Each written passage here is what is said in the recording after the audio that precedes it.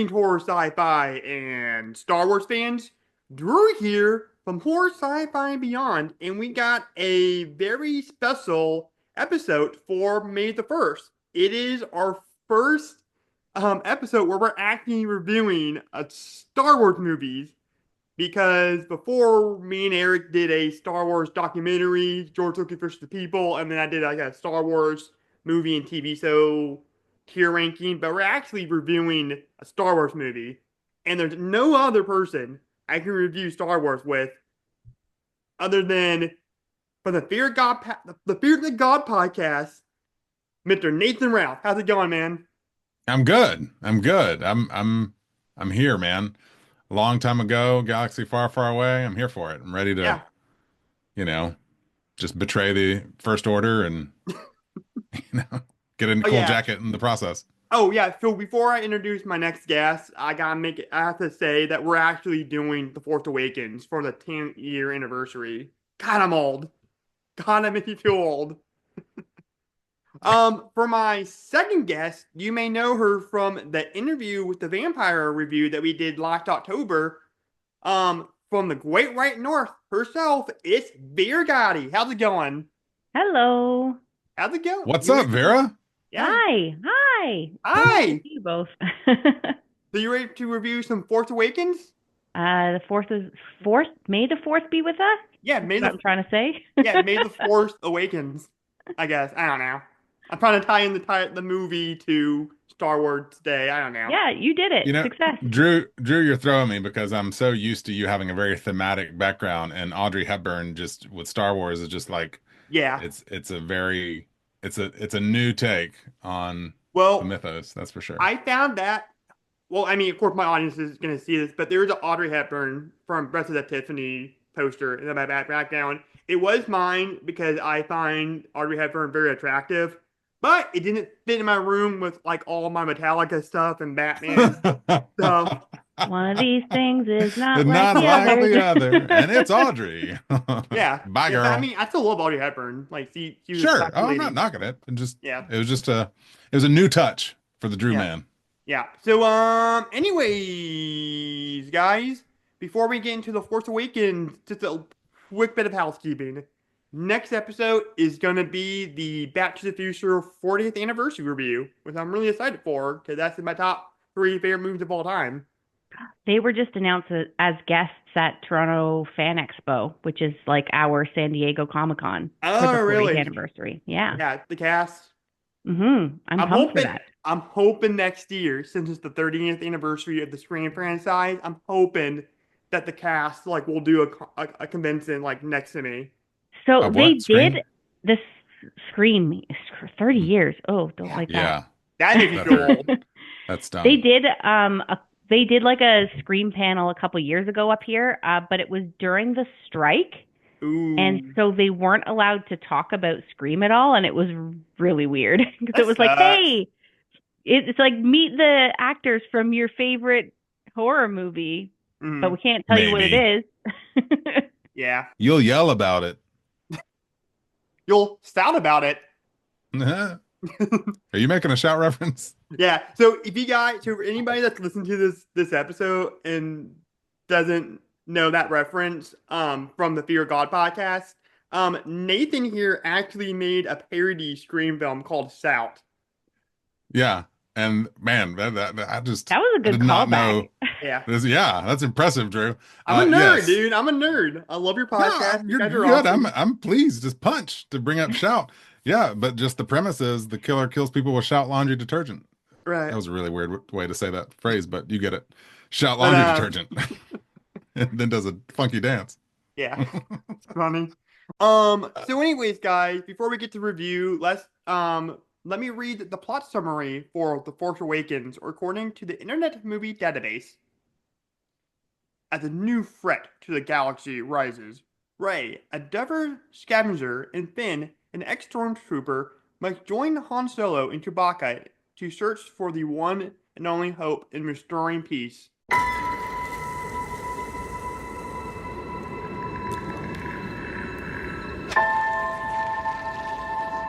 Who are you?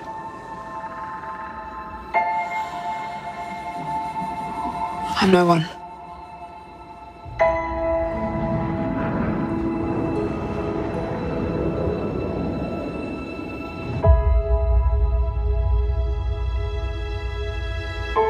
I was raised to do one thing,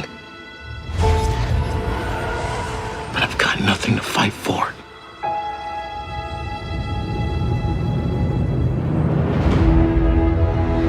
Nothing will stand in our way. I will finish what you started.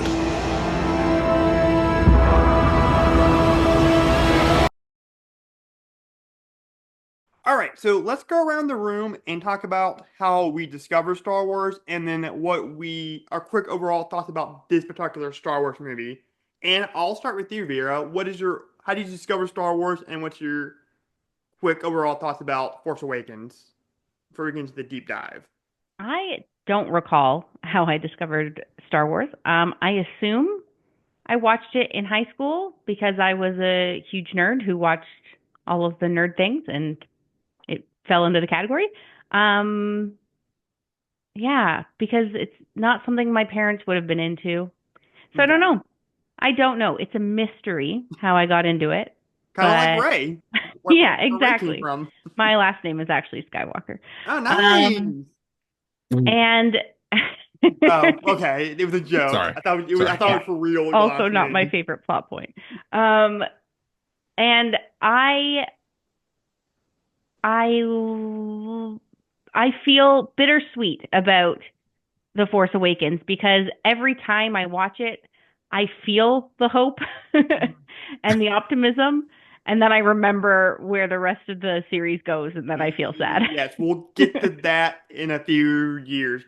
I'm playing these out. I want to do the Star Wars movies for the 8th anniversary on, on May the 4th. So we'll, Yeah. we'll get to Rise of Skywalker. Unfortunately, I'm not looking forward to it. Yeah, but unfortunately, the three movies as a whole taints my feelings on each of the movies. Mm. But every time I watch it, I still believe. All right. What about you, Nathan? How did you discover Star Wars, and what's your overall thoughts about this movie? Well, I am, uh, believe it or not, a 70s baby by 1 year. So, I mean, the Star Wars mythos has been in my DNA like midichlorians from Go, Oh, basically. And um this will not be, you already plugged the Fear of God a couple times, so I'll at least ref point to when Rise of Skywalker came out. Me and friend of the show Ian Olson did a lengthy conversation, which was ostensibly going to be a episode about Rise of Skywalker, and then we watched Rise of Skywalker, and so it became more about Star Wars writ large. But in that I talk about, just my adolescent love, deep and abiding, of the original trilogy, excuse me, of the original trilogy, specifically. And I mean, like at a certain point in life, and maybe still to this day, I can recite large swaths of A New Hope, a little less so all the others. But yeah, man, I did not, I d- strangely, and I don't really know why this would have been the case, other than I think it started at a certain moment when I was not as heavily into it, or superheroes had caught my heart, which is the Legends stuff, the expanded universe, or the whatever they called it at the time, extended, I don't remember. But I didn't get into any of that at all, with the exception of a few novels. So my primary texts were the initial trilogy, and then just general fandom of the toy lines. And like in high Right. school, I was the nerd who played the CCG with some buddies and that kind of stuff. So it's been a lifelong affection. And then, Phantom Menace came out, and we all loved it till we realized how duped we were, and now we realize how right he was. Yeah. Um, and so I like, okay, the prequel trilogy. Um, so love the OG, like fine the prequel stuff, to varying degrees. Um, when Force Awakens came out, I'll shout out friends Stephen Haregrove and Sloan Snyder. We saw it opening night. I doubt it was midnight. I'm, even at mid 30s, that's still a little late for your boy. And kind of loved it. The Force Awakens, for pure like what might be, from a mythological standpoint, was era defining. What was, from a box office standpoint, was shattering. I mean, I don't remember what the actual Right. numbers were, but it made a boatload of money. I probably saw it in the theaters 3 to 4 times, and that doesn't sound like a lot to some, kind of younger film fans. Like, as a mid 30s person with kids and stuff, like that's a lot of times to see one movie in the theater. So I really had a high commitment to that film. Now, I know you don't want to tilt towards post that film necessarily, but at least 2 notes on that. I do remember watching it the first time, and just like Vera mentioned, the flirtation of hope and promise that it theoretically held. And there is a moment where you're like, oh, this is just a repackage of New Hope. Like that, I do remember that feeling in the theater in a real tangible way. But I was still in love enough to forgive, right? Right. Because I loved Rey, I loved Finn, I loved Poe, I loved Kylo Ren. Like these were great additions to the pantheon. But that didn't leave me. Just this like, oh well, dang, that's just like almost literally Right. cut and paste, just escalated. Yeah. Well, we'll circle back to Force Awakens, but I ride and die for The Last Jedi, all the way till the end, to the My end of the man. line. I agree with Thanks. you there. Yeah, and to me, it can die there, because to Vera's point, it is difficult. And again, this is your conversation. I want you to lead us where you want us to go, but it is difficult now. I can exercise creative and imaginative compartmentalization and just pull The Last Jedi out and let it be this kind of kyber crystal in a way that is hard, but I can do it because I love it so much. Rise of Skywalker did, and not because I of its active antagonism towards The Last Jedi, though partly, but because Rise of Skywalker retrained what I understood of JJ as a storyteller.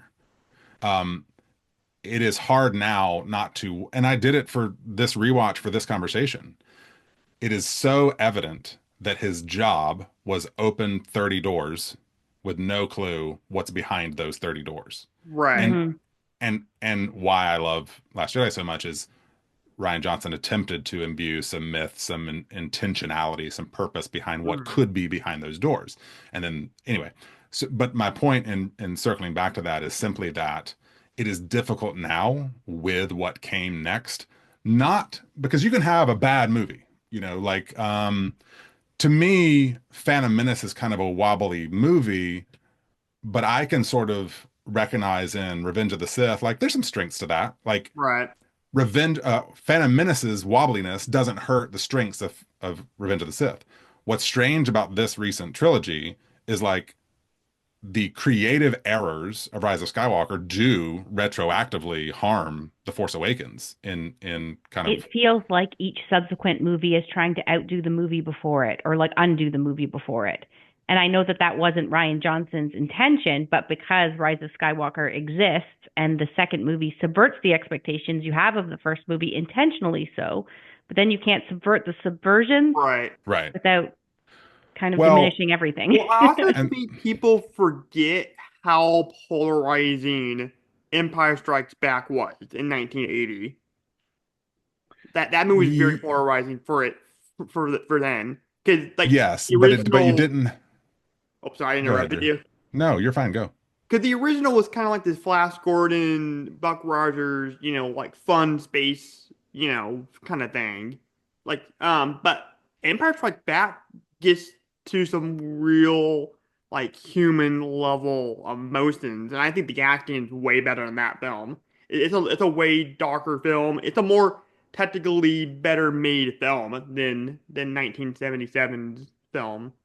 But you're pointing to, and I want again, I want to keep the focus on the Force Awakens as Right. much as you want to, but however divisive The Empire Strikes Back might have been Hmm. potentially, and it's hard to know for the three of us real uniquely, but you didn't have the amplification the internet provided Yes, to absolutely. inform future choices Right. Mhm. that, for good or ill, ultimately for ill, Mm. impacted the actual film. And I do want to, so that I I don't know when this is going to release, Drew, but I May the just fourth. recorded Yeah. yeah, right. I just recorded a conversation about Daredevil Born Again where I'm a little, kind of on that, even though it's good. But my energy is a little could be perceived as antagonistic. I don't want to come in here guns blazing here, blasters Right. blazing, because it is true. That first time watching The Force Awakens, it was like, okay, this is a retread in a lot of Mm. curious ways, but there's something special here. The casting is Right. exceptional. JJ's never been bad at casting, so Yeah. there's nothing wrong there. The imagery's great. Mm. It's a beautiful movie to look at. Right. Mhm. So I'll end there because you asked what was my history and what do I think of Force Right. Awakens, and that's a good place to Yeah. put a button. Sure. For my Star Wars story, it's kind of like with anything iconic, yeah, it's been around for a while, like Batman or Universal Monsters. I've kind of already always knew about it. Um, my mom showed me the movies on VSS, and so it's I knew I've always knew about it. And I remember the prequels. I remember when Phantom Menace was coming out, and that was like big. Um, and then was kind of a casual fan, watch the movie every once in a while. But then for the Christmas of 2006, I got the DVD box set of the original movies.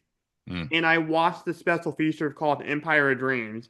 And that changed my whole viewpoint of Star Wars and how innovative it was, not for just for filmmaking, but where we were culturally as like film goers. Yeah, sure. like French Connection and Dirty Harry and Taxi Driver. Those are great classic movies, but that was more of a reflection of like this anti-government kind of thing kind of going on. You had like the anti-hero. Star Wars Mhm. was more like good versus evil kind of thing. And it really opened my mind. Like that's how I found out about Scorsese and Baron De Palma and Francis Ford Coppola, because the documentary kind of talked about Mm, George Lucas when then that context in the new Hollywood movement, and so it opened my mind to like a different like era of that's filmmaking that cool. I was not very used to. Out of curiosity, did your DVDs have Alec Guinness as Force Ghost or Hayden Christensen? Because I remember watching it the first time on VHS, and it's obviously Alec Guinness. But I think Well, every no, DVD I've ever watched not, is. but Hayden wouldn't have replaced Alec Guinness. He would have replaced whoever played old Oh, Anakin in my Return. bad. Yeah, it was Yeah. Darth Sebastian Vader. something. Yeah, yeah. Yeah, Sebastian Was Star. Hayden a Force ghost by then? Yeah, no, yeah, it was Anakin in that. Which It I was. actually I feel don't like mind. every DVD is. I don't think a DVD exists that has OG Vader. I really, I Well, I I really, just wonder. I've just yeah, never seen it. yeah, I don't mind him replacing that actor with Sure. Hayden, because that's who we know Anakin to be now is Hayden Christensen. But how I feel about this movie?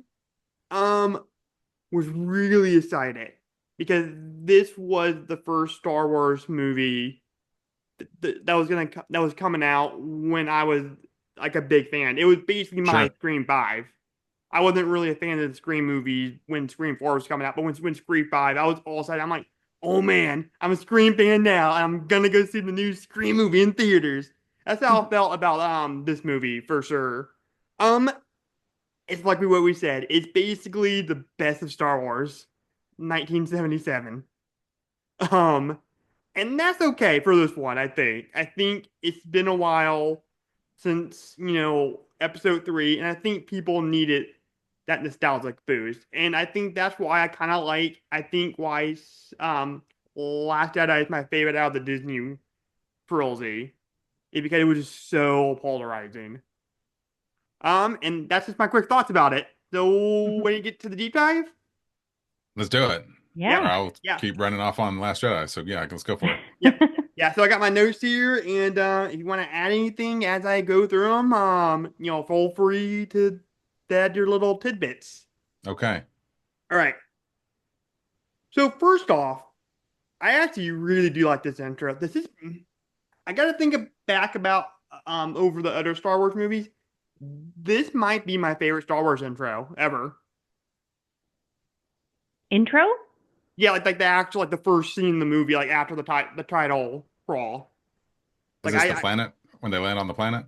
Yeah, I And really like this intro. I think this is really cool.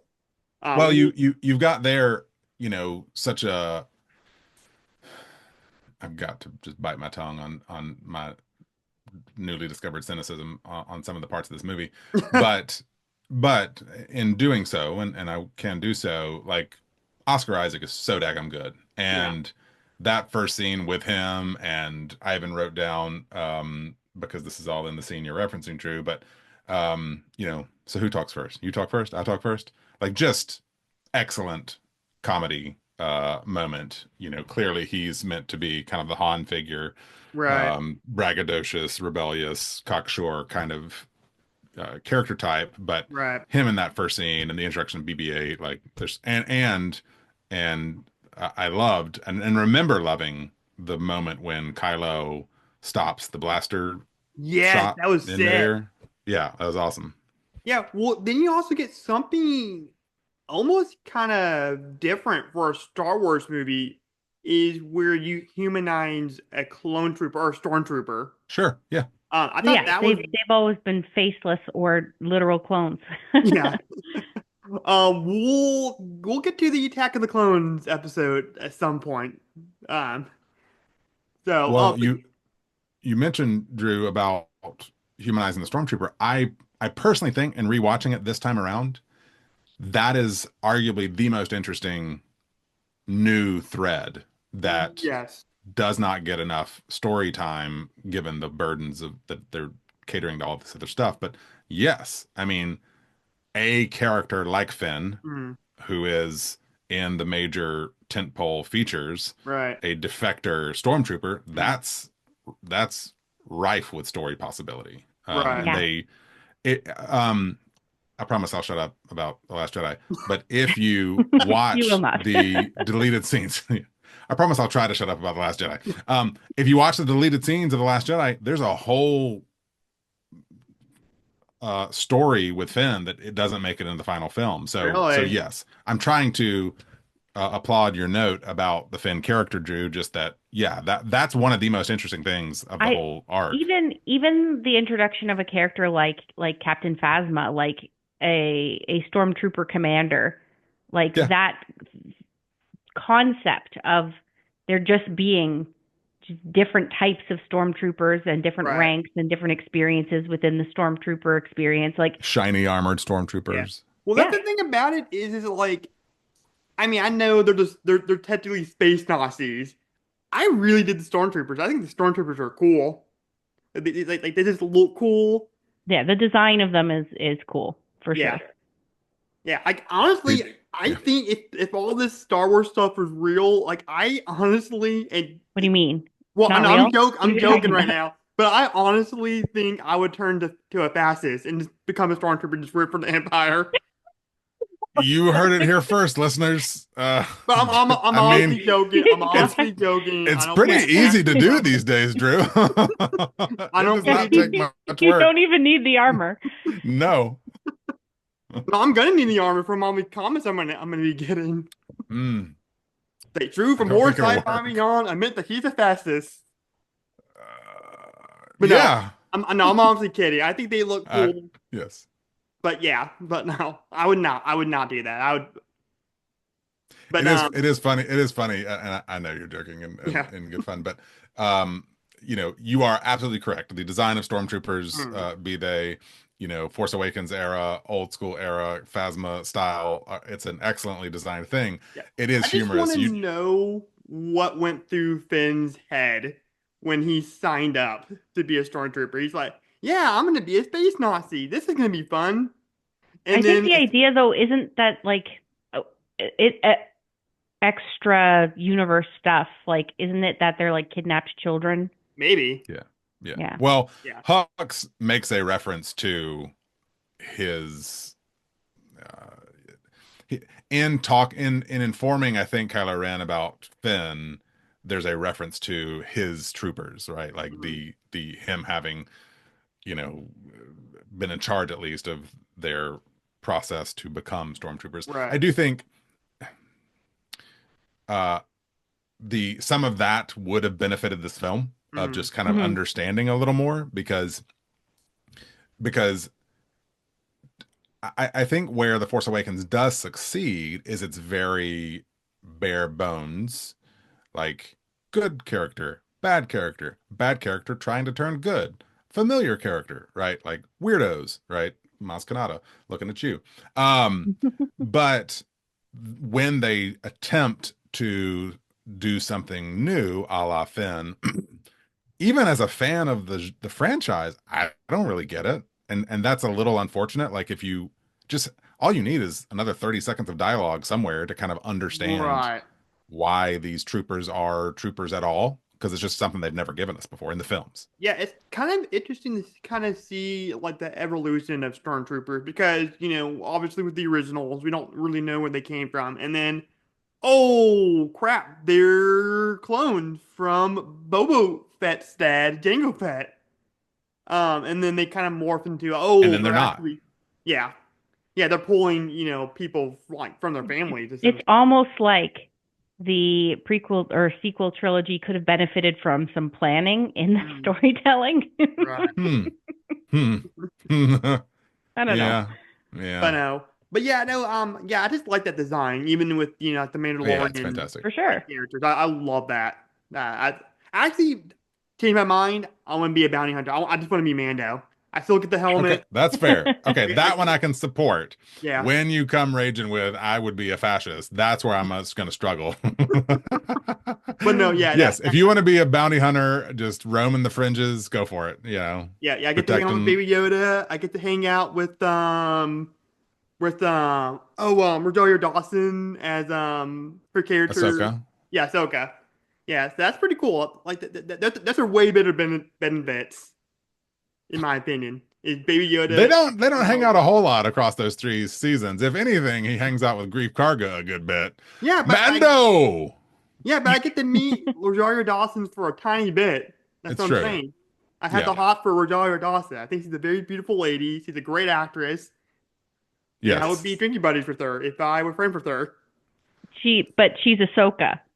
Yeah. Right, right. In the Star Wars universe, she's not Rosario Dawson. I know, but Rosario Dawson in space makeup is awesome. Okay. Yes, with her space Yeah. tendrils or whatever those things are. Yeah. So speaking of space ladies, how do we feel about Rey? Okay, wait. Whoa. Okay. How do we feel? Which Ray? You know? Um This I'm Rey sorry, in I'm this gonna set movie. I'm gonna set my cynicism aside. I think Ray's a fantastic addition to the mix. I think Daisy Ridley's great. Rewatching it this time, I was like, dang, she is so young in this film. I So young. love the little touches. Mhm. Love the little touches like her sitting with her back to the downed Star Destroyer on Jakku with the rebel pilot helmet on. Just these little this is the strength of this film is the little things. They just to me don't do quite enough of the little or they don't care as much about the big things. But I love Rey in Force Awakens. Yeah, me too. I think that was a flashing red light if we're talking about in text and meta.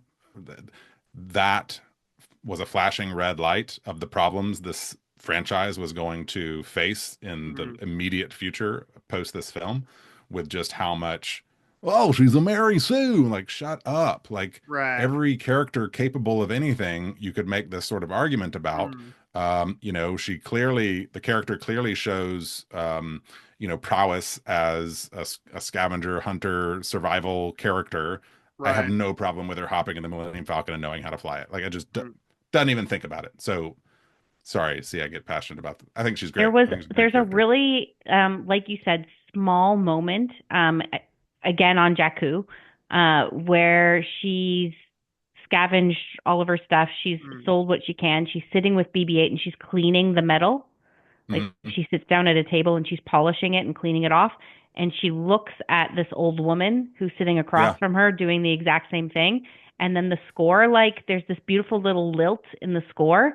And Mhm. like it says everything that you need to know about her character, about how dissatisfied she is with her life on Jakku, how she Right. doesn't want to end up that woman, but that's Mm. where she sees her future headed. And she's like disappointed in that and upset. Like all of that in such a like it's 2 seconds on the screen, but it's so Right. beautifully done. Yeah. Yeah, I have to say, I kind of like her version of this kind of like farm boy kind of character more than Luke. Because I think Mark Hamill, granted, he was young Shut at your the time. mouth. I'm just kidding. No, no, but granted, Mark Hamill was young at the time. But he's kind of annoying in the first. In the I was first, going into Tashi Station to pick up some yes. power Oh my gosh. converters. What? Yeah, but it was the Yeah. 70s, so I'll forgive it a little bit. But I don't know. Yeah, it's like what you said. It's like those little moments, like her looking at the older lady doing the same thing, cleaning the metal. That's all you really need, and for the kind of tell you. And she didn't have a lot of lines throughout the beginning of the movie, really.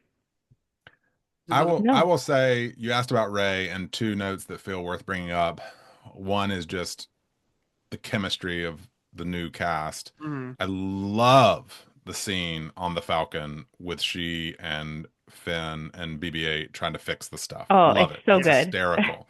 And it's not it's not ham-handed. It's not like it is winky, right? It's mm, it's broad, but it's very funny and very well delivered. And you asked 10, 15 minutes ago about how I felt about The Force Awakens at the time.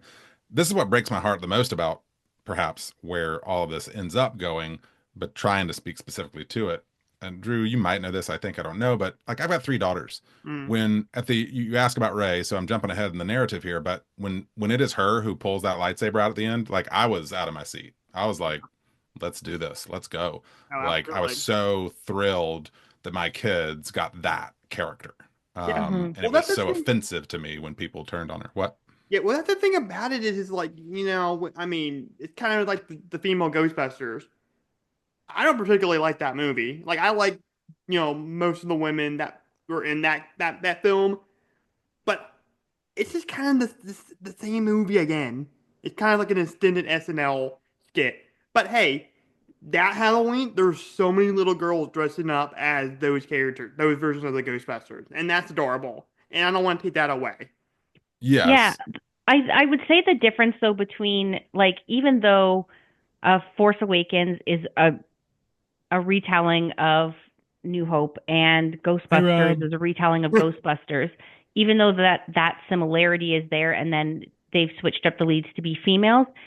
I would say Ray is much because of those small moments Mm, that we've pointed out is a much better character than the Ghostbusters.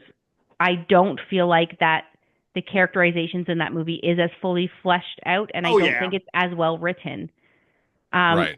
and so it's a subpar movie. right. Yeah, I was more talking about like the fan perception of that, Yeah, like and Sure. anytime somebody sees themselves on a screen, right? Like that's something they're going to want yeah, to emulate, whether it's good or bad. It's something that like you see yourself in. yeah. Like I don't care if we have a Black Little Mermaid. Like that's great for little girls in that community to see themselves as an iconic character. Like I don't care. A mermaid. Right. Yeah, Yes.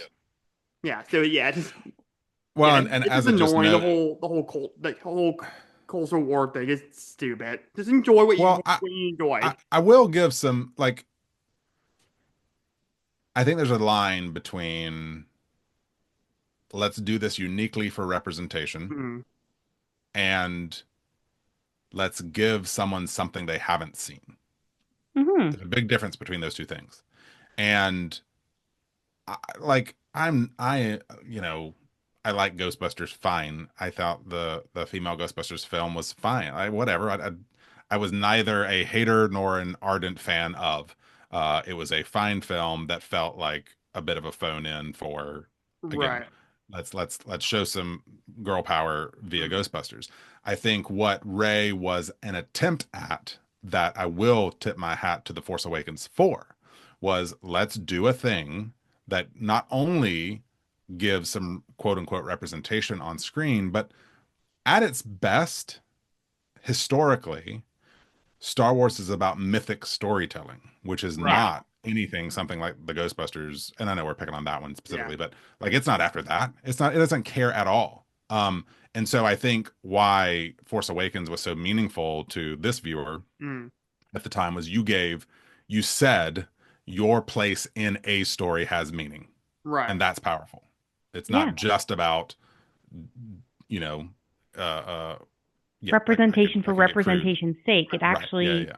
has purpose. Yeah. Yeah, you said it better than I would. I was going to use the word genital somewhere, but you did it better, Vera. So Well, that's the thing about it is like when Last Jedi came out, I love what they did with Luke Skywalker. I bought that version of the character, like the Black Series, Yep. and with some Christmas money. And then I think the next Christmas, my grandma was like, "Hey, I don't know what to get you for Christmas. Let's go to Target and you pick out what you want." And I got the Ray figure because at the Nice. time I still liked Ray. 'Cause, Sure. still. And then you were like, last Christmas, I gave you my heart. Right. And then Yeah, Very yeah. next So then when day. Rise of Skywalker came out, I'm like, I did not like what they did with Ray. I did not like how they made her Palpatine. So I got rid of the figure. chunk it. Yeah. Ray from I'm sorry, I know. I'm trying. It takes work. Ray from Nowhere was the best choice the franchise had ever made. Yes. Just based on what had been, that was the best choice that franchise had ever made, and they totally Agreed. shat Yeah. on it. Dude, I love that part in Last Jedi when Luke asks her where you're from, and she's like, I'm from Jakku, and he's like, that's basically nowhere. Yeah. Yeah. You don't have to invite me to talk about that movie. We can keep going. Hey, I'm trying to stay on the Force Awakens. Hey, 2027, we'll talk about it. Good Lord. You can just build up all your thoughts about Last Jedi. I thought I'd jettisoned most of them. Yeah. Clearly I haven't. Now, This is therapy for Nathan. Darth Vader I need it. is my favorite Star Wars villain, and possibly in my top 5 favorite villains in cinema. I really like Kylo Ren. I like how He's great. he's Yeah. in this version of the character. Sure. I like how he's kind of like a Vader worshiper, and he is like Vader, but a little bit rugged. I kind of hate how he's a little bit emo in the next 2 movies. I don't like that. He's just sitting in his room listening to The Cure. Shirtless. As a former emo, I take offense. As a never emo, I didn't really mind. I mind everything Rise of Skywalker more or less, but I didn't mind, Beefcake Kylo, because I think the seeds of it are in Force Awakens. He's a petulant little punk, Yeah. like he is moody. Damn it, he's a 20-something American dude these days, and he doesn't get his way, and he breaks crap, and he yells, and at the time that was an interesting character type that we hadn't really seen. It was a definitive departure from the regality of a Vader, Yeah. Mhm.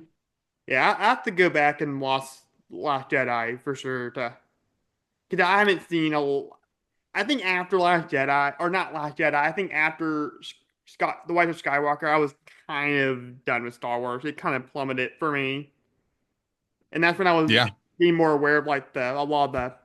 If you've seen Andor, though, that'll give you a new hope. God. I tried. I like what you just did there. I get why people love it so much. I like my sci-fi movies, and so it's like heavy on action, which is weird because I'll watch like a horror movie like The Babadook or Hereditary that's like really slow, but for some reason I can't do the super slow sci-fi stuff.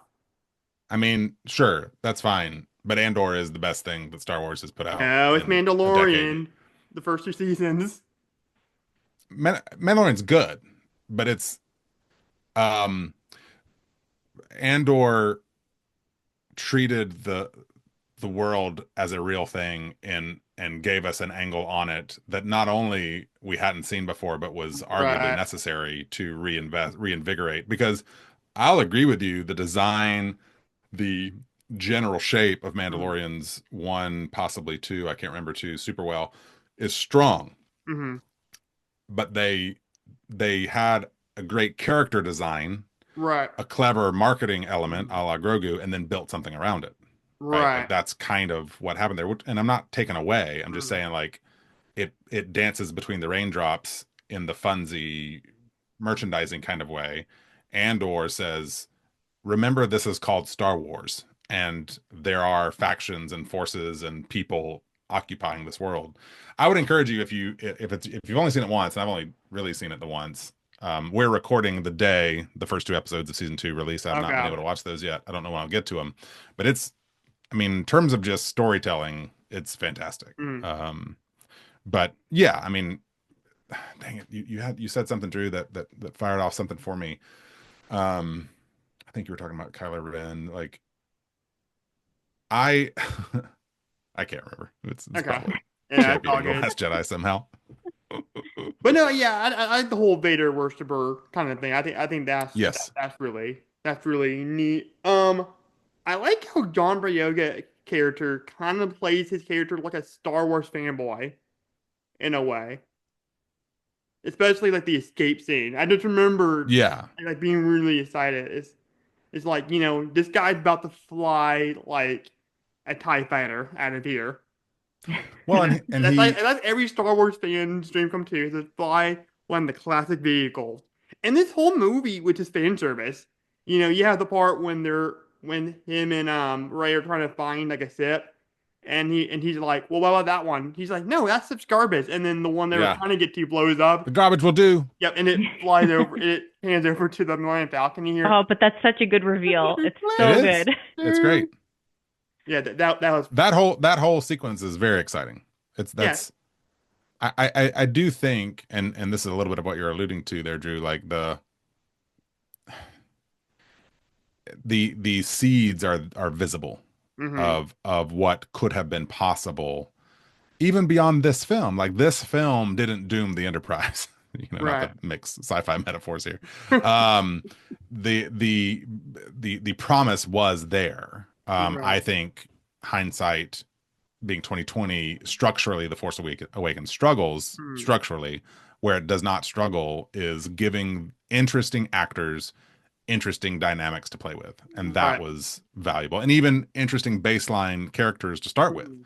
as we pointed out with Daisy Ridley. And I love the it takes a second to calibrate, especially none of us are this, but I imagine the if this person even still exists, the new Star Wars person, like it takes a minute to calibrate to what is happening. But I love Finn's his desperation to get free and cite himself as a resistance fighter and Right. just keep committing to the bit and keeps doubling down, Oh yeah. even though it's a bald-faced lie. And Yeah. he's desperate. I already referenced the scene, but desperate to get BB-8 on his side. Anyway, I love that aspect of it. Again, Right. lots of really good character stuff there. Yeah, for sure. Yeah, you had said something, Drew. I don't remember. I mean, I know when it came out, but I don't remember what else was in the Zeitgeist at the time. But it feels like the nostalgia pull wasn't as strong back then. Like, it Mm. feels like this was one of the first things to really capitalize on Yeah, for sure. nostalgia so hard and like marry, like do the fan service, sure, for like the older fans who've been around since, a 77, but also bring in the younger fans with the new cast and like Yeah. um Well, whereas today, like trying to capture that lightning in a bottle again, it just doesn't yeah. work because we're so oversaturated with it. Yeah, for sure. Well, and this year in particular, 2015, that was like the trifecta of like legendary sequels. Because you had Jurassic World that summer, and then during like the Thanksgiving holiday season, you had Creed for Rocky, Mm, and then you had Force Awakens, and that that's a was great film. started this whole this whole trend now because we have like Top Gun Maverick, we got Cobra Kai, we got Beetlejuice. Don't see it a third time. Um, we just got all Never. these different nostalgic things. You know, Scream came back, Halloween came back, and so to varying degrees, some of them are better than others.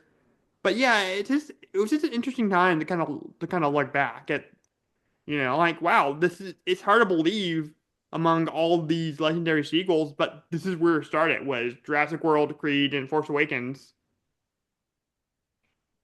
It's kind of Well, and crazy. 10 years yeah, ago, at that point, you're 7 years into the MCU also, right? and everyone's wanting their piece of the IP pie. Mm. Piece of the Yeah. IP pie. That's a heck of a phrase.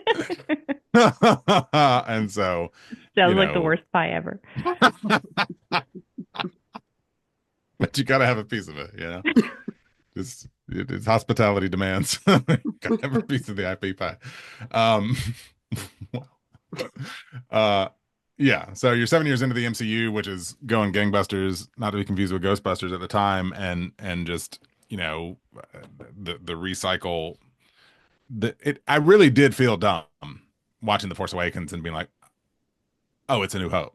Like it even I was bought in on all the rage, Jakku, BB-8, Poe sends a droid off with plans. Like I was not picking up on what it was putting down. And then Right. Star Killer happens, you're like, wait a minute. It Oh. feels like they could have at least attempted some other Star Destroyer. Which Like is funny it didn't have to be the same because- A design, but giant bigger. an even bigger planet destroying Yeah. planet. Well, what was funny about that was the original last name for Luke Skywalker. Sure. Star Yeah. Killer. And then I don't know if you, I mean, cute. yeah, well, it's not canon now, but the Force Unleashed video games, the main character you play as is named Star Killer. So it's kind of funny how like the original last name of like your like big character, Sure. like your main character that this whole thing kind of revolved around.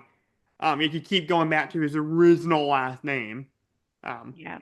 But Yeah. like even though it's a rehash of New Hope, like when Han Solo and Chewie when they're in the Millennium Falcon and he says, Chewie, we're home, and I'm like, yeah, we are. Yeah, we are. I thought we That is were. what I'm gonna say when I finally go to Galaxy's Edge and I see the Millennium Falcon and be like, Chewie.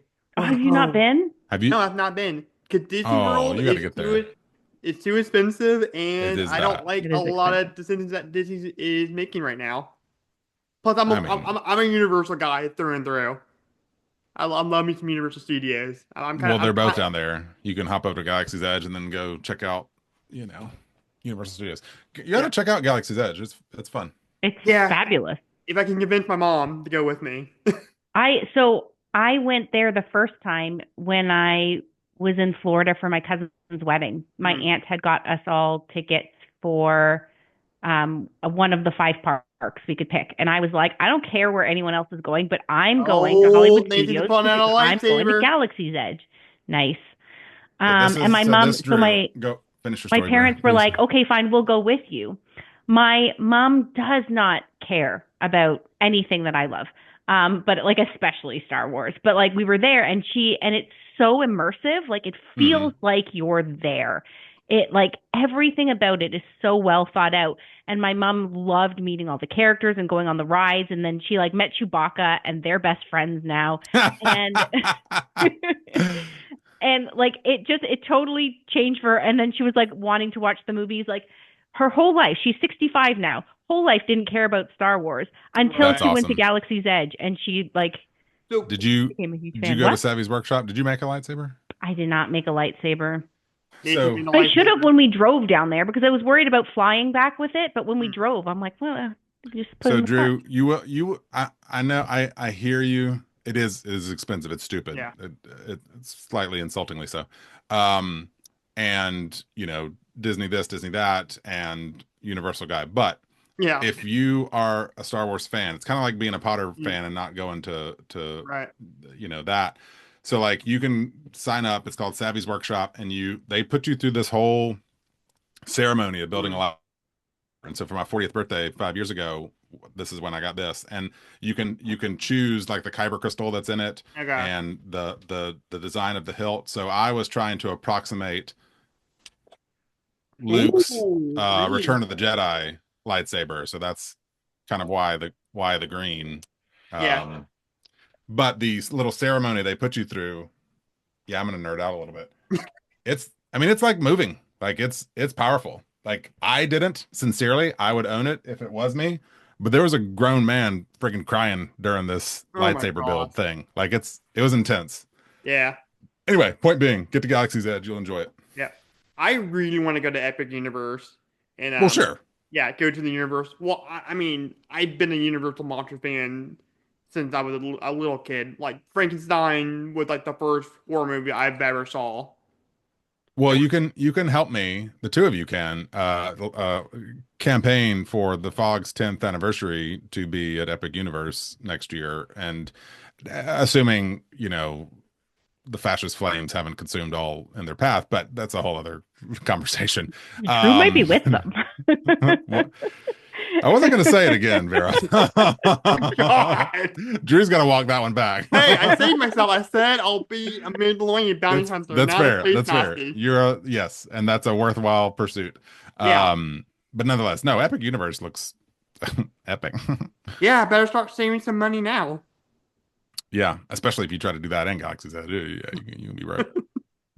Yeah, I What only they make call 11 broke-ass an broke. hour. So, yeah. But anyways, Nonetheless, Force Awakens. yeah. I will say probably my favorite part, or actually it is my favorite part of the movie, is Han Solo weaseling his way out with his deal with the gangster. That is classic That's a lot of fun. Han Solo. Yeah. That is classic Han Solo. I like the part when that one guy comes in and he says, "So and so, good to meet you. Yeah, Good to yeah, see you." yeah. Like, Yeah, like he's almost that's a kind of great scene. nervous. I like that. It's like, good to see you. Yeah, there was a long time there where it felt like Harrison Ford wasn't interested in acting anymore. Hmm. And I know he wasn't interested in doing any more Star Wars, but like in this movie, I feel like he enjoyed himself. Yeah. Like, watching it just feels like he He had feels a like good he time. enjoys himself in all the Han Solo roles. So I don't know what his issue is. Like he feels like he put his heart and soul in all of them. But the role that he really he's famous for, that he really likes, is Indiana Jones. Like Well, he sure. really likes yeah. Well, I think that for him that's a little bit more tangible. Like yeah, there's like a fantasy supernatural element to it, but for the most part, it's tangible. Like it's in our world. It's not a sci-fi world. Yeah. Oki religions and ancient weapons are no match for a blaster at your side, kid. You know, God, you're a Yeah, nerd, tangible. Nathan. You're pulling out that's all the what you quotes. brought me on for. Yeah. I can keep up yeah. better here than the horror stuff sometimes. Hey, we're all nerds, man. Dude. Everybody that I know, even at work, knows that I'm the movie guy, and I quote movies all the time. So yeah, I'm that guy that quotes movies a lot. But no, yeah, I just like that I think that's so fun. And then that whole action scene when you had like the little squid octopus Sure. monster thing attacking the Millennium Falcon is a lot of fun. Um, and now one thing I do not like about this movie is I don't like how Finn uses looks like The saber. lightsaber. That's completely sacrilege to me. It should be Rey. Well, she does. Yeah, but only Rey. He is not successful in using it though. And I Yeah. think that's the point. Yeah, but I didn't like. Okay, it was the fact that like John Boyega is like this huge Star Wars fan, and he probably convinced J.J. Abrams to use that lightsaber. I don't think That's a lot of conjecture on your part. Yeah, I'm just saying. I mean, well, I feel like you're inviting me to JJ Bash, but to me, it's a little more like if you watch this and look, they are everywhere. Hmm. If you watch this with a cynical eye towards looking for the open doors, that to me, that's just one of them. It's just, well, let's tantalize people Right. with this guy wielding the lightsaber. Maybe he's gonna have the force, and then they flirt with that. Yeah. Rise of stupid walkers, and then But then the payoff of Rey, which I loved. Yeah, I mean, I can sort of see what you're saying. To me, it's an attempt to kind of get characters Well, on but a certain I path. just feel like at that point when you can just get that lightsaber, and it's not a lightsaber, it's Luke Skywalker's lightsaber, like the main character in Sure, the three movies I that. just showed it to you. I Yeah, know, I wield it. yeah. But no, this is his original lightsaber. This That's isn't. true. Yeah. So Forget like, it. if It's you the blue can't one. give it to anybody willy nilly, then it's not special. I can't remember. Who does Maz give it? I know Maz tries to give it to Ray. Who does she give it to for holding? I'm assuming he gives it to Finn since he uses it against that one. Han Solo. Where's my boyfriend? I don't know, Vera. Come on. I think it's Finn, right? So it makes sense that because he was physically given it, that he would attempt to use it. Right. I'm just saying it makes sense in story. Yeah. Well, I mean, I'm sure everybody's going to appreciate me going back on my Corey Cunningham rant. I hate how he stole Michael Myers' mask. It's the same exact thing. Oh. That is, the William Shatner's white fake paint mask is sacred to Michael Myers. Like, only Michael Myers can wear that. If we're gonna split hairs Things here, can change. Halloween Ends. Halloween Ends was at least, to me, attempting something thematic with that choice. The Finn, that's true, wielding a Luke lightsaber. It's a cool hero moment, and that's kind of the sum of it.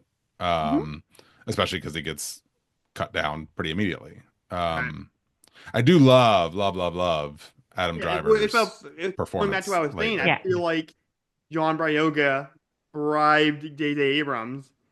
Well, let's be careful there, though. That's I said slinging mud. You know, like he did that. I didn't say he definitively did that. I know. I'm just saying. At this point, I have less faith in JJ's creative choices than I do in Boyega's performance choices, and I could see a world where the reverse is true too, which is like JJ, hey, this would be cool. Do it. Right. I'll film it. Well, here's my thing about the whole J.J. Abrams hate is okay. Yeah, he kind of ruined Star Wars with Rise of Skywalker And Star Trek. It's pretty big. and debatable. I'm not a Trekkie at all, so I don't really care.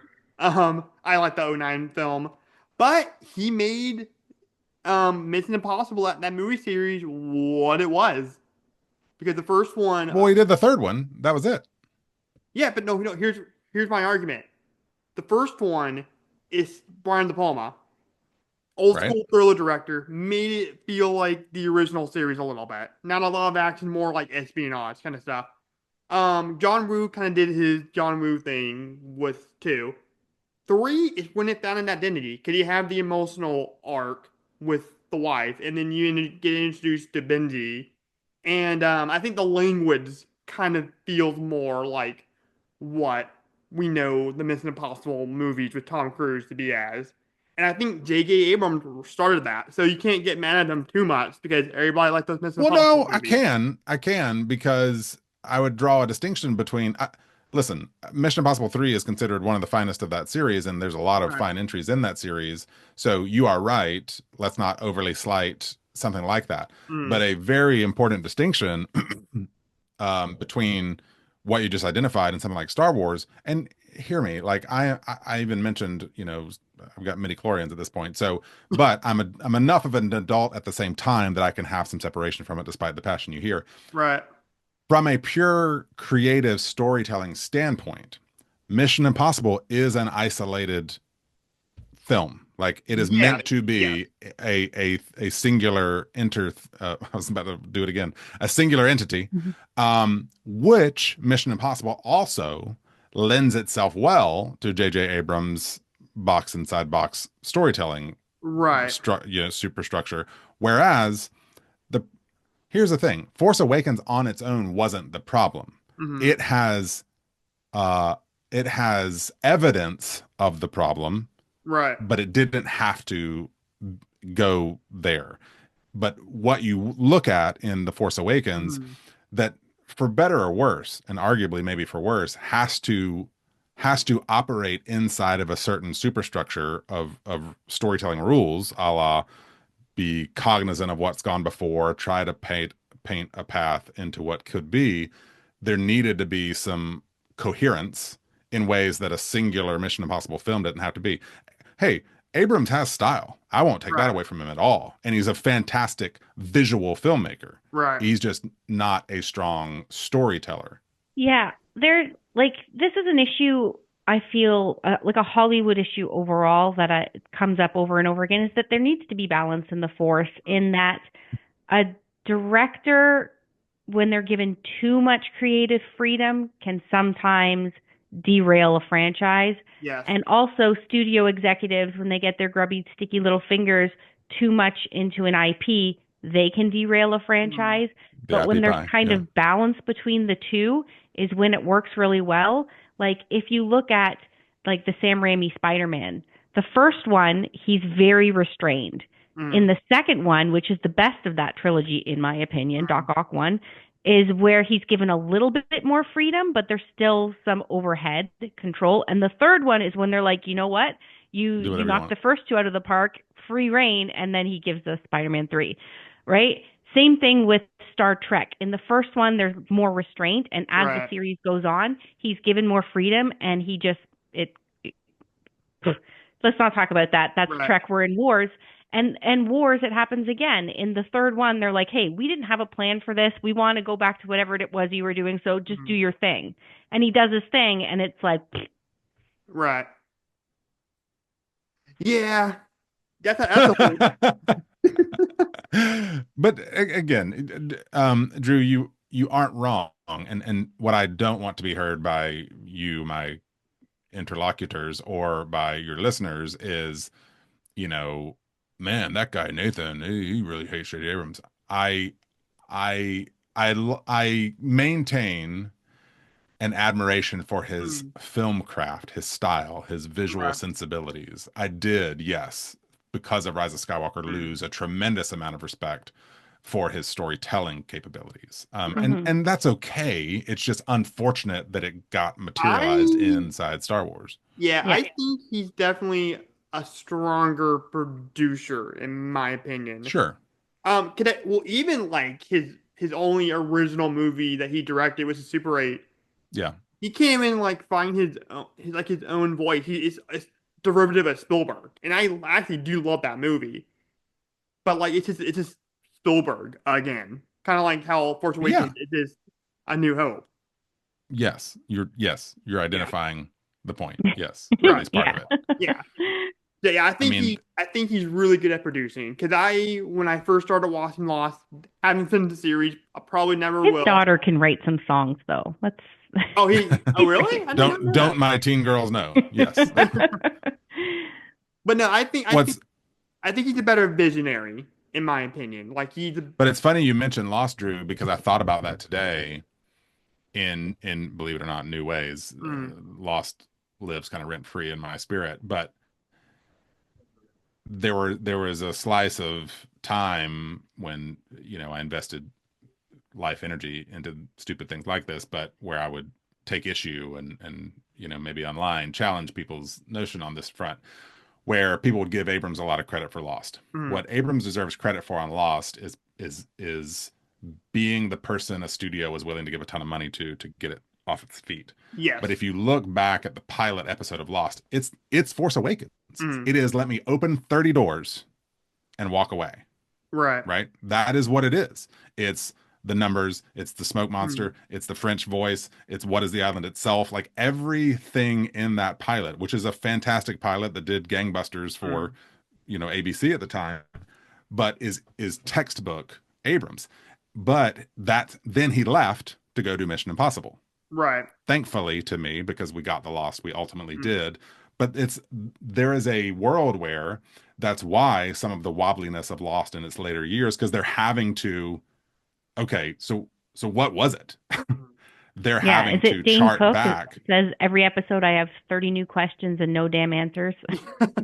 Right. But I mean, just the main stuff. You know, like Right. your mileage is going to vary on how well or not any one thing gets answered, but the let's kick open all doors a little bit regardless of what's behind the door, and we'll Yeah. figure it I out felt the way later. I felt the same way about Cloverfield. Like I love 10 Cloverfield Lane, but I don't know how it's connected to the original Cloverfield. And I got like a quarter through the Cloverfield paradox on Netflix, and I had to turn it off because I thought it was kind of dumb.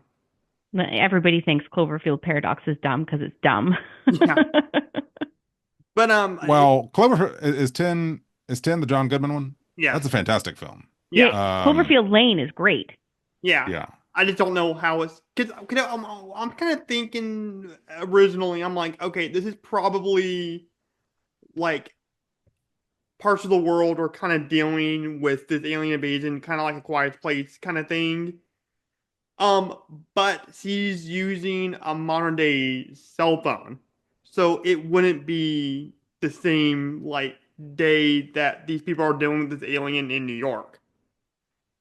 So I'm like, okay, well, how is it connected? I don't get it, JJ. Like, tell me how. Well, he didn't direct that. But I mean, I know it's Bad Robot, but Yeah, you but know, still, it's like, give me some answers. I want to well, know.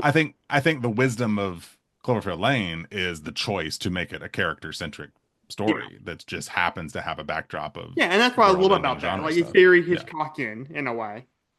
Yeah, Yeah. honestly, that cell phone thing is probably just like one movie was created at one time and one movie was created at another Right, time, and that was basically. the technology that was available, and they didn't even give it a second thought. Yeah.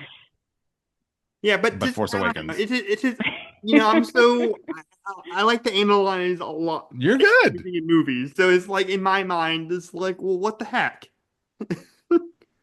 So, Like did these aliens like invade New York? It was like, oh yeah, we had our fun there. Let's invade, the Midwest. John Goodman in his little bunker. I don't, well, see, yeah, I don't care what's happening outside that bunker. I care Right. deeply about what's happening inside that bunker, Yeah. Yeah. and it's riveting. So I watched that movie with my friend Quentin Day, who does not like horror movies at Shout all. out Quentin. Uh-huh. Yeah, and he when he dunked John Gallagher's head into that Acid bath. acid, he Yeah. started freaking out. It was so funny. C- Come into the fog, Quentin. Yeah. You'll have a rip roaring time. Um, okay.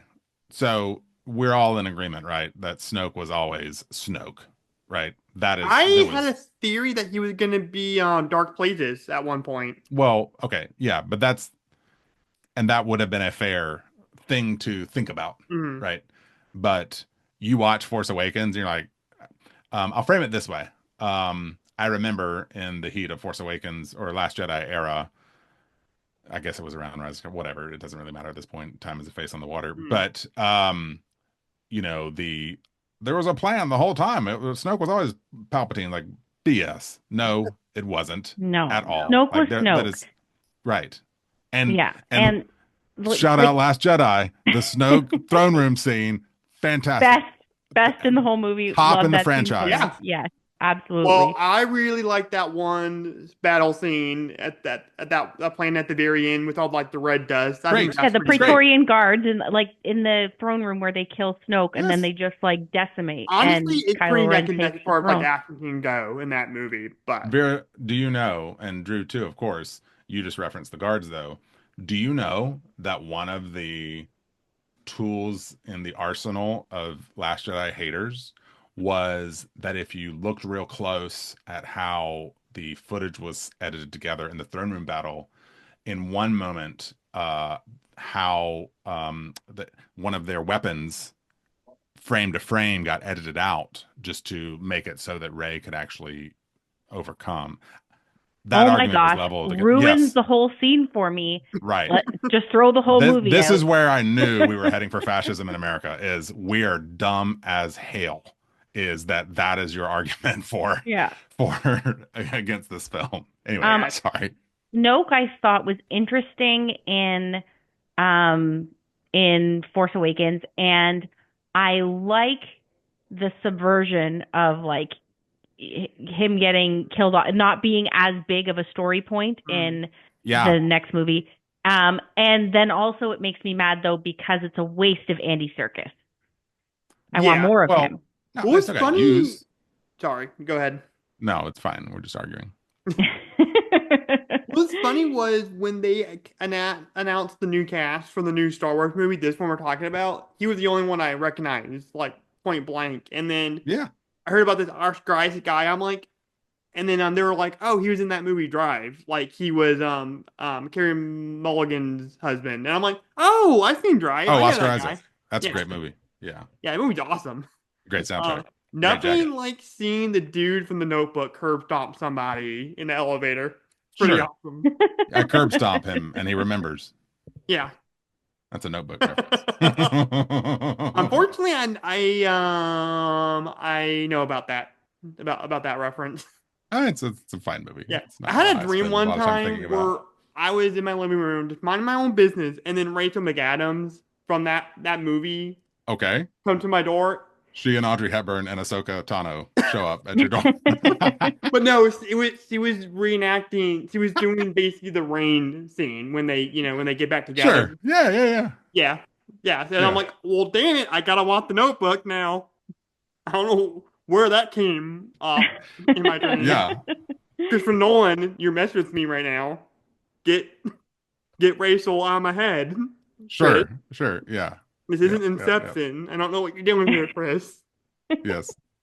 Bring Ahsoka.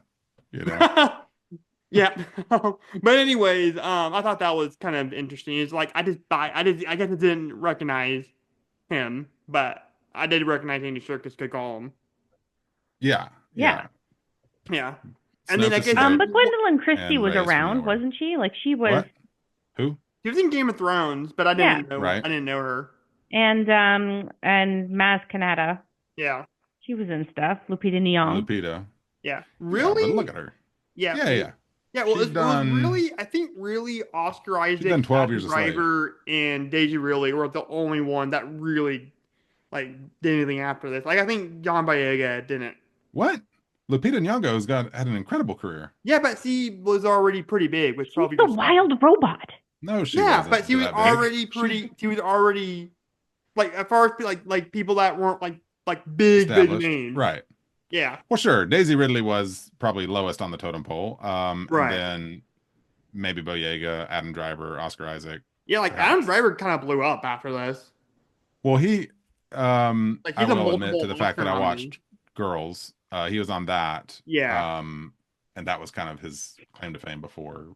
I am a huge Inside Llewyn Davis fan, and Oscar Isaac in that movie, also Adam Driver in my favorite Adam Driver. That soundtrack is baller. I love that soundtrack so much. Yeah, but I haven't seen Inside Llewyn Davis. I need to watch that. That would be my jam because I love music. It's a slow burn, but it's so good. Yeah. I love music movies, not necessarily music biopics, because that's kind of Have you seen Sinners yet, Drew?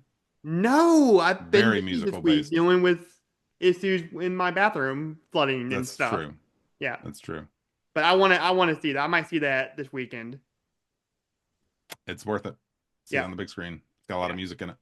Yeah, awesome. So you ready to get to your favorite part and least favorite part? Sure. If you don't have anything else you want to talk about in the deep dive? I mean, I'll go where you lead me. Okay. Where you lead me, I will follow, Drew. I'll go with you.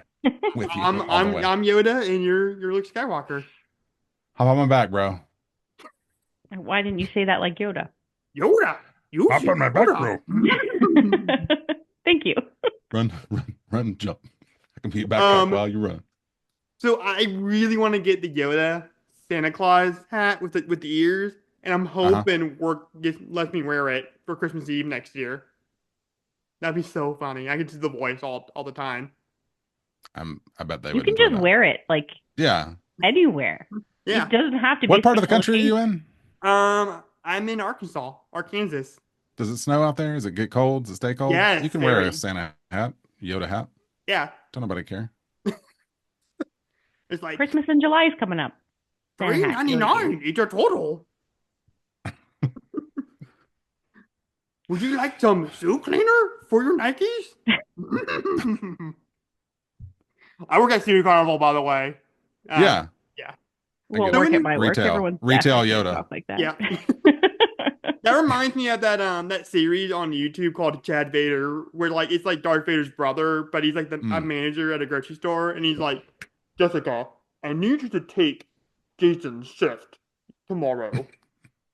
Speaking of Adam Driver, I don't remember the character he's trying to play, but the SNL bit where he's faking Kylo Ren, undercover boss, and that's Yeah. hysterical. It's hysterical. So good. Great. It's great fun. Yeah. He had the perfect like dry like vibe to him. That's like perfect for that kind of outlandish skit. Sure. Yeah. He's great. But anyway, Again, the casting's great. Go ahead. Yeah. Yes, Drew. Okay, sorry. I interrupted No. you again. No, I was just saying the casting is great, and I wanted you to take us wherever you want to go next. So let's do favorite part and least favorite part. I'll start with you, Nathan. What is your favorite part of this movie?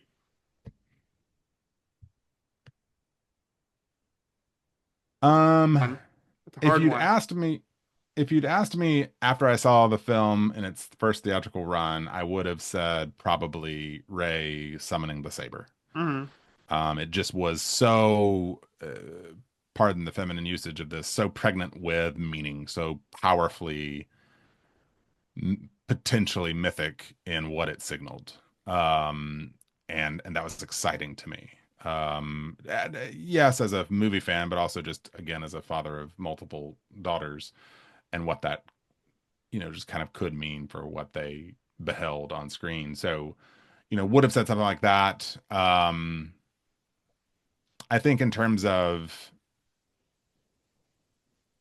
fun, it is I love so this rewatch, I kept tripping and falling in all of the J.J. Abrams potholes. And so I was looking for, and though a cynical statement, what I was looking for were, okay, where were the sustained places that kind of held and I really could still enjoy.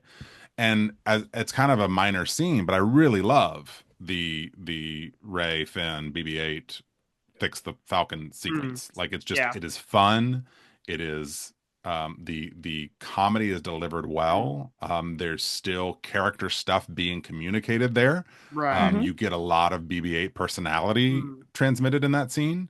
You get Finn. The thumbs up with like the little flame thing. Fantastic. I just gotta say, this might be sacrilegious. I mean, not that any of this is what we're saying on this episode is gonna be sacrilegious to at least somebody out on the internet. I think BB-8's the best droid in Star Wars. I love BB-8. BB-8's awesome. I think it's incredibly well designed for sure. Yeah. I mean, I had the opportunity to interpret for the puppeteers for BB-8. Oh, that's cool. Which, it was super neat. Then they brought a BB-8 puppet out, but there was different types of them. But I love that he is a puppet. He's a practical effect that they had to envision different ways of moving him about because of his mechanisms. It was so interesting and so cool. Yeah, and I like how they didn't go the CGI route. They went as practical as they could. I think in short, favorite scenes is just all the little things, all the little character beats. We referenced some of the Rey stuff, her fixing BB-8's antenna, Kylo losing his crap and swinging the saber, breaking stuff. Like those pieces make this movie as watchable as it is. To your question, did you want me to do both? Yeah, you can do least favorite part. I think least favorite here this time is I haven't watched this. I'm pretty sure I had not watched this since Rise of Skywalker in the theater. Okay. And so my least favorite, and I'm sorry to your listeners for just not shutting up about it, is all the open doors are pointed to loudly, and just knowing how little the movie or the Abrams cared to try to pay them off. Things like it's in big places and it's in little places. Things like Maz Kanata, when asked, "Where'd you get that?" "That's a story for another time." Like, you don't know. Stop. Where's my it's story? Everywhere. It's when 3PO greets Han. "I bet you're wondering where I got this red arm." like literally, y'all, I had a visceral reaction to those moments like that this time. Like, stop, goodness gracious, they're everywhere. Mhm. These I keep using this metaphor of the open door. It's like, guess what? There's a story behind this line. You may never get it, but maybe you will, but probably not. You know, it's just to me kind of shoddy storytelling. So Yeah, so I I would can say, saying because I think there's a difference when you have like a fantasy sci-fi world like this, where there's like stuff in the background. That's part of that world building, and there's a story to everything. Lord of the Rings come to mind, Star Wars, Alien, those kind of things. But if you're making it part of the dialogue, that's pretty significant, like what you're saying, Nathan. Yeah, I can see how that can get kind of annoying. well, and again, wanting to give some credit here as much as I can in good faith do, like what I'm not saying is you can't have backstory that isn't communicated. What I Right. am saying is this script is riddled with winks to the audience of like, don't you wonder how this happened? And the characters literally say, hey, how did that happen? And the other character says, not going to tell you. I'm not gonna Right. tell you. Yeah. Yeah. Yeah. And it Yeah. gets very old. Yeah. So I so agree. yeah, favorite parts of the are the new cast and all the little parts, all the little Mm, beats, character beats. Least favorite part is the big potholes, as I've called them. right. What about you, Vera? What is your favorite part and least favorite part of the movie? Um, Fun fact, I have also interpreted for Anthony Daniels, and he is my least favorite person I've Uh, ever interpreted for. yeah, Look I've heard. out. I've heard he's kind of a jerk.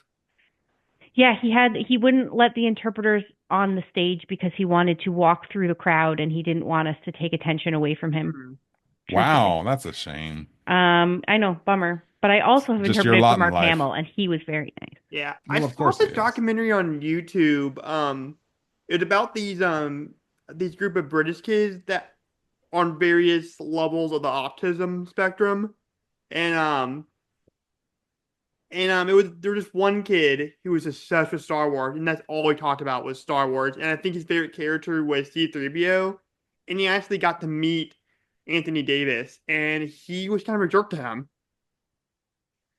Yeah, That's there's tough. lots of stories about how well, I Or like Anthony his Daniels, I character. said I Davis. like C3PO. The actor Sure. behind C3PO is That's tough. go meet your heroes, kids. Um, Yeah, he's well, not my hero.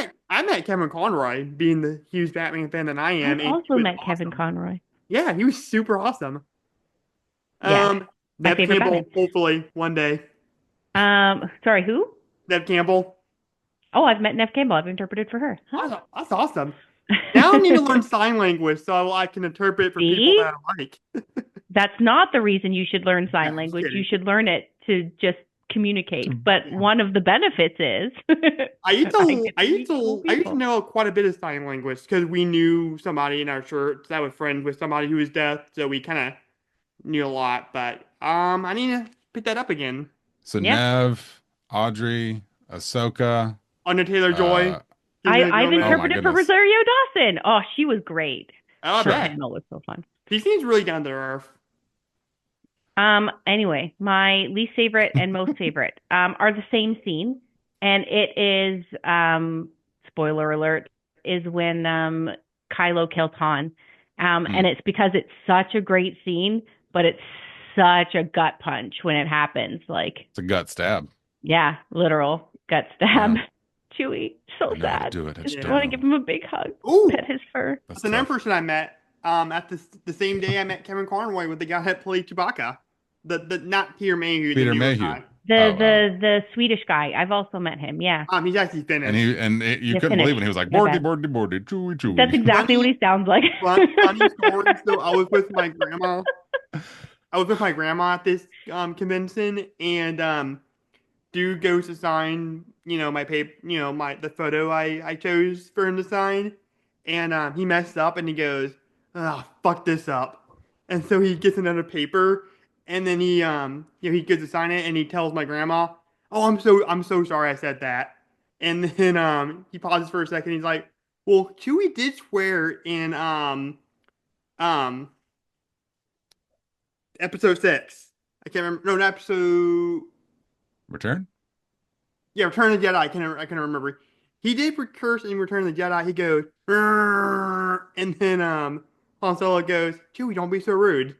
So I'm like, that's funny. I got in the same day, I met Batman, Samwise Gamgee, and Chewbacca, who cursed in front of my grandma. That's pretty funny. I think the takeaway is let the Wookiee win. Yeah, exactly. Vera, so I you're thought that saying was your best and least favorite was the death of Han. Yeah, that's it. I said my That's piece. tough. yeah. What about you?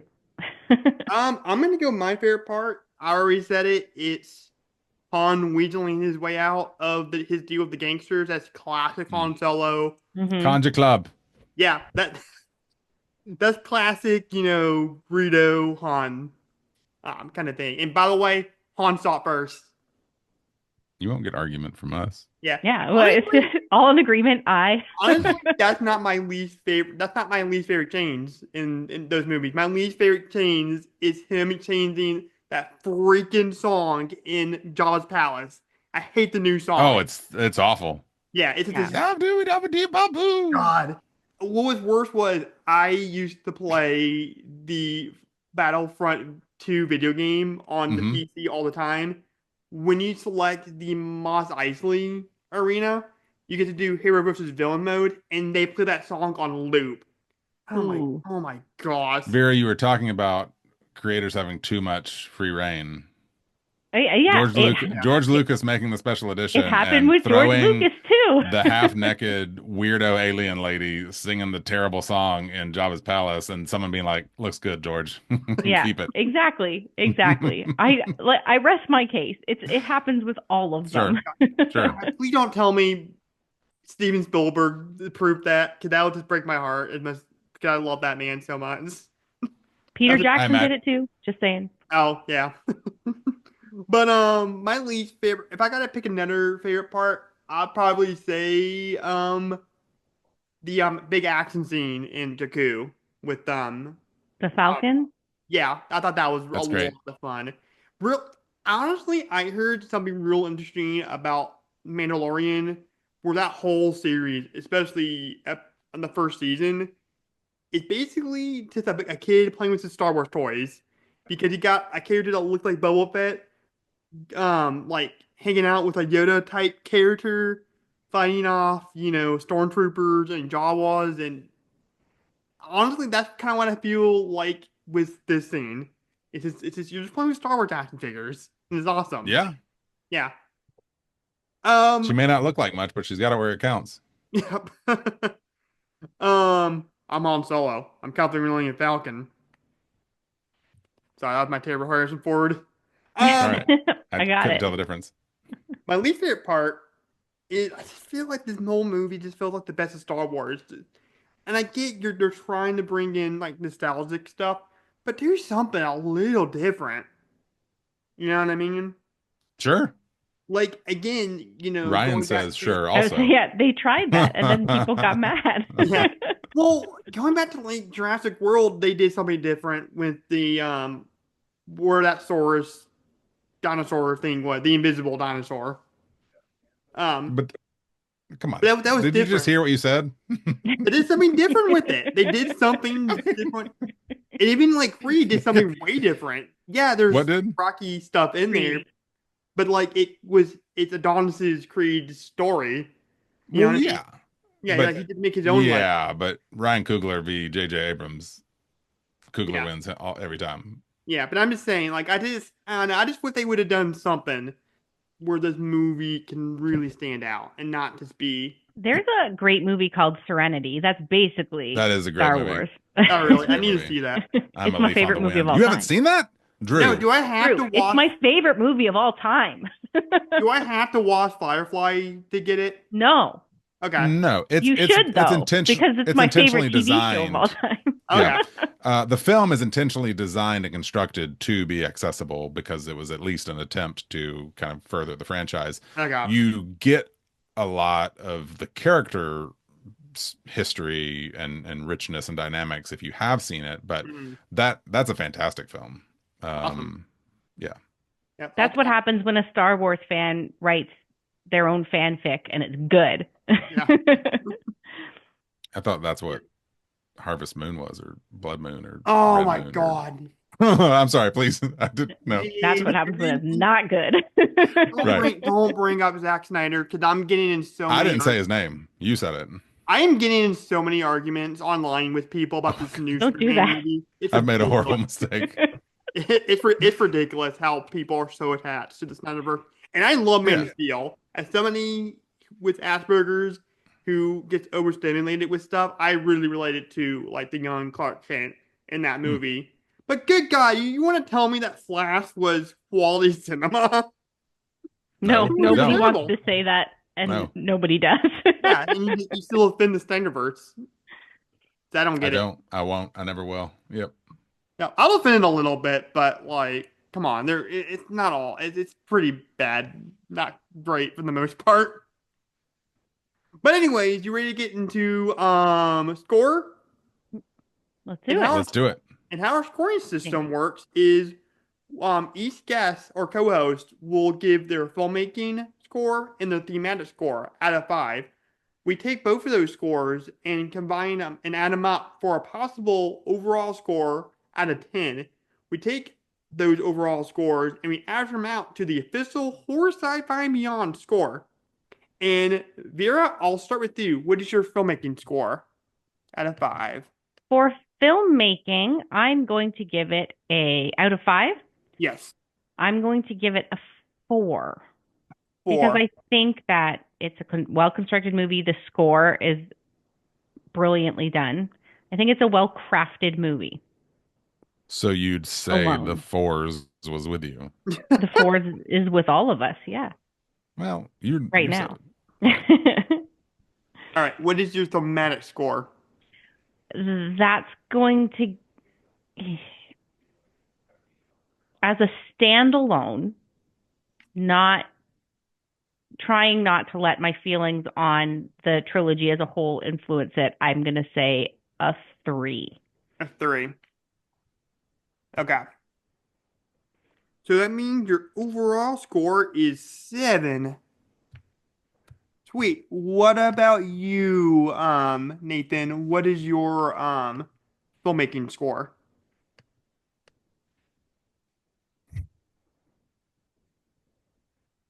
I think it's gorgeous to look at. Mhm. I think and I could say this part was probably not pure Abrams, and probably, you know, Abrams and et al. The script steering so hard into A New Hope, cut and paste would pull it down some. So visually, kind of production wise, it on those things alone it'd be a 4. Script wise, story wise, I think for me it pulls down to a 3. So I'm gonna give a 3 for the filmmaking score. And then For thematics, here's what's okay. So I want to, like, Vera is on the throne in the throne room holding out her hand saying, "You're Nathan from nowhere, come join me." And I want to join, but I'm not But sure he's going I to can. stab me in the gut, and I'm going to fall off the walkway. What's going to happen? Because while it is true, there's value in taking The Force Awakens on its own. We do get Abrams' final stamp on Star Wars, which is regardless of what is in the middle of it or not, he kind of ignores what's in the middle of it. And so there's a world where, okay, then with those 2 films, is there a thematic richness? Is there something to hold on to? And if his final button is Rey Skywalker, I'd say thematics are pretty dim, which so I'm going to land at a 2 on the thematics for Force Awakens. It flirts with and it borrows language of the power and nostalgia, and it has performers who can deliver on that language, but the overall piece does not support that to me. Right. I'm gonna go my filmmaking score a 4.5, so a notch higher than you, Vera. Just because this movie is just so much fun to watch. It has that classic Star Wars pacing that I love. That I know people are tired of hearing me mention this guy, but that Steven Spielberg really perfects. And Abrams is definitely a student of Spielberg. Um, so I really like that aspect of the movie. I think it just flows really well. I'd rather watch this movie any day than the last Indiana Jones movie because I thought that movie it had some cool elements, but it was just slow. Um, I don't think James Mangold was the right director for that movie. You needed like a Joe Dante or a Brad Bird, that had that Spielberg pacing. I'm gonna go with the Manic score at 3. Basically the same thing I felt with the last Terminator movie, where it's the thematic stuff is basically what we've been through before. You know what I mean? You know, Hmm. you can't, deciding your own future and making your own destiny. Kind of same thing here, farm boy, farm girl, scavenger, living off the land kind of thing, and then there's like this Almost bigger. like there's an archetype here. Yes, Hmm. I get that. I get, the whole Joseph Campbell, heroes of a thousand faces kind of thing. You're always going to tell the same stories over and over again, but do it somewhat in a unique way. Like you take the Oscar-winning movie Everything Everywhere. How many movies are we going to see like a parent disapproving of like a child and what they want to do? But the Daniels told that in such an interesting way where it was very fresh and unique. Here, it's just Yeah. what we've seen Sorry. before in Star Wars. It's like giving me something a little different, just a little bit, just a little bit. They can't because then people on the internet got I mad. know, and I'm Well, prodded to to your point, disable I mean, to comments your for point that though, reason. Drew, it I'm a big believer in when it comes to storytelling. It's not what you do, it's how Mm, you do it. Like Hmm. exactly. I ultimately you could have done a version of copy and paste of New Hope because fresh audience, fresh generation, let's do a real basic, simple sort of Mm, story. It's the David versus Goliath, right? Like that's in essence what you're looking at. It's just do something with the style, do something with the surrounding narrative. I do want to highlight Drew and celebrate a word you used there. I can be I can set aside my cynical hat enough, like use the word fun. The Force Awakens is a really great, easy turn on right. film, right? And like, so let it not, I mean, listen, the two of you, many Bothans died to bring you this information, and that is that the Force Awakens is a fun film. I did this go round, watch it with my middle kid, and Mm, that was a joy to just kind of have, like she didn't draw a ton of meaning out of it, but just something about like hanging out with, in this case, my kid and watching it. And I love A New Hope, but A New Hope's kind of slow. It's pacing. right. I'm not going to say it's a struggle, but for a modern audience, it's kind of a slog in some of it. Yeah. So this definitely updates it that way. Yeah. And real quick before I gotta give you the official score. Honestly, my feeling with the sequel trilogy is my feeling toward Terminator is Terminator 1 and 2, and that's it. Nothing else matters to me. To me, it's Force Awakens and Last Jedi. And I'm F okay with that. Rise of Skywalker, because that's just kind of ruined it for me. And honestly, after that movie came out, got hit by the pandemic and nobody else got anything better to do. And that's when I really started to notice the culture wars. And I hate that crap. Like, because, you can have different opinions, What but I just heard, Drew, is you are blaming the pandemic on Rise of Skywalker, and I'm a little okay with that. really. Yeah, and it just sucks, you get all these people online. I'm not gonna name names, you know who you are, but it's just stupid. Where like you see like a black dwarf in Wings of Power, and then you just have this automatic stress in your head and say, "Oh, it's gonna suck." No, watch the damn show first, and then make your informed opinion about it. Like a black character in a show is not gonna affect the quality of the show. Amen. Yeah. But on the flip side, if I just make a statement saying I don't like something, don't call me racist or misogynist. Like, actually hear what I gotta say. It's not because of that. It's because I like Peter Jackson's Lord of the Rings trilogy and something else in that I just don't like. It just doesn't match my love of those films. It's not because there's a black dwarf in there. It's not. I can't start talking about Lord of the Rings. Oh, It's no. too late. Well, maybe Oh. we can do a revisited Lord of the Rings episode, just me and you, Vera. Just freaking just Yeah. cast me Suck out of it, Nathan. Gondor. Yeah. Just like You can have a I would seat have in gone Rivendell over here. to you into the very fires of Mordor. Friggin' frack. Yeah. Jeez. But anyways, guys, that means the official Horror Sci-Fi Beyond score for Star Wars: The Force Awakens is 6.5, which is not That feels bad. right. That feels right. Yeah. So I'm thinking next year we can do for May the 4th, we can do Rogue One. That would be pretty fun. Okay. Yeah, 'cause that Was movie's that in, next in release date? yeah. I can't remember this Yeah, one. so we'll just do release date. So we'll just do it for like the big anniversary. It's gonna be weird for 2027 because we will have to do like two of them. We have to do Last Jedi and then the original Star Wars, and I'll probably post that on May 25th. For the You 50th. you could do May the 4th and Revenge of the 5th. Yeah, we could do Womp Revenge of the 5th. womp. Yeah, You but know, I do want to do them in, when release order. Yeah. Well, you know what, Drew? If you're gonna cover Rogue One, you know what you ought to watch? What? Serenity, Andor. yeah. But also Serenity. Well, sure. That's I will mark that. More ram it. I might watch it. Well, here's the thing. Me, my other co-host Eric, we one year for October reviewed Nightmare Before Christmas, and I told him I really love Chris Sarandon. I think he's a really underrated actor. And he told me to watch Dog Day Afternoon, and next month I watched that movie, and I really enjoyed the performance in there. So thank you, Eric, for introducing me to an awesome Eric. crime movie, and I love 70s crime movies. They're some of my favorite movies ever. And well, going back to my origins of Star Wars, that's what opened me up to a lot of the whole new Hollywood movement.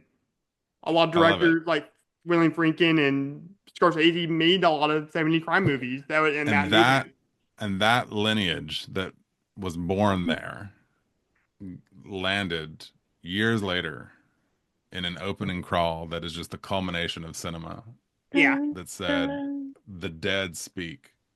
Yeah. The galaxy has heard a mysterious broadcast, a threat of revenge in the sinister voice of the late Emperor Palpatine. As a final note, my heart has never sank quite so much sitting in a movie theater as it did reading that opening crawl. Yeah. Pardon my language. I was like, son of a bitch. I am so mad, and this hasn't even started yet. Yeah. That was. And then I sat there for 2 hours thinking, "Oh my god." Yeah, that was honestly the one thing. I mean, I wanted to watch the movie Force Awakens, of course. Sure. But that was the one thing I was really looking forward to with that opening title crawl. It was like going back to Scream, because Scream is going to be my obsession for the next couple of years working on my fan film. Going back to Scream 5, I really wanted to hear Red Right Hand in the theater, and it was amazing. That was the best use of that song in 5 when he gets stabbed in the neck. And that was my favorite kill on your episode of Scream 5. Love it. Yep. That's a good flick. So anyways, guys, wrapping up this very long video that's going to be unedited. If you like this episode and you want to see more spooky and weird content, make sure you slash that subscribe button and follow us on Facebook at Horror Sci-Fi Beyond. And also, don't forget to leave this episode a killer comment and give it a King Kong-sized thumbs up. And as always, guys, always remember to stay weird, and may the Force be with you. May the Fourth be with you. I get it. Yeah. I get it. Yeah, I see what you did there. Yeah. Oh, thank you, Drew. And happy early birthday to me, because tomorrow will be my birthday when you're happy early birthday. I mean, tomorrow's today in my neck of the woods. Yeah. So yeah, I'm gonna be happy birthday. Yeah, I'm gonna be probably doing some Top Golf for my birthday and seeing Mission Impossible. All right. Yeah. Fun. Whoa. Does that come out this weekend? Wait.